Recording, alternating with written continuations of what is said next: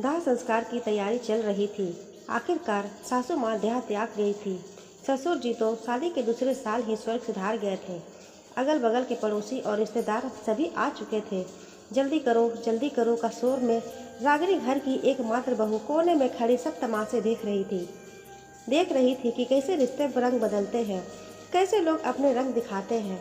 जो बेटी दामाद माँ जी से मिलने ना आए, जो वो कैसे दहाड़े मार मार के रो रहे हैं। आप सोच रहे होंगे ऐसे मौके पर मैं ऐसी बातें असल क्यों कर रही हूँ। असल में माँ जी को लकवा मार गया था। 9 महीने बिस्तर पर रही। बेटा जितना फर्ज निभा सकता था निभाया, पर कमाने बाहर भी तो निकलना होता। तो मैंने माँ जी को उम्र के इस पड़ाव पर गोद ले लिया। चौंक गए जब सासू माँ के सुसु पोटी से लेकर खाने पीने के काम तक मैं उनकी नालायक बहू कर रही थी।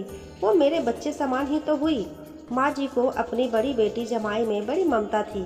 कुछ जमा पूंजी तो थी नहीं, पर जो भी पेंशन आती हर महीने वो आते और पैसे का रोना लेकर चले जाते।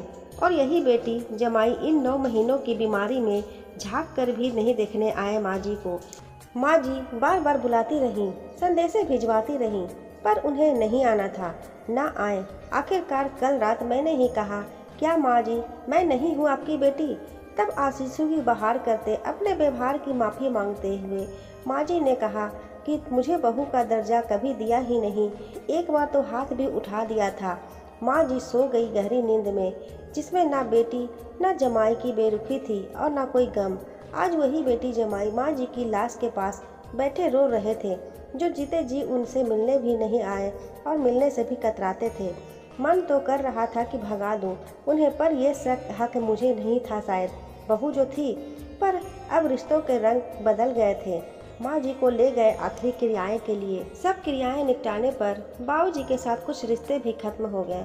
अब मेरे लिए वो अतिथि है, घर की बेटी जमाई, क्योंकि ये रिश्ता तो माँ जी की चिता के साथ ही जल गया। अब मेहमान नवाजी तो रहेगी, बस दिल में वो प्यार नहीं जो अपने जन्मदाता का नहीं हो। वो मेरा क्या होगा? हर बार बहू गलत नहीं होती, ये सत्य है। ये एक सत्य कथा है, बस कुछ बदलाव किए गए हैं। क्या रागिनी का निर्णय सही है?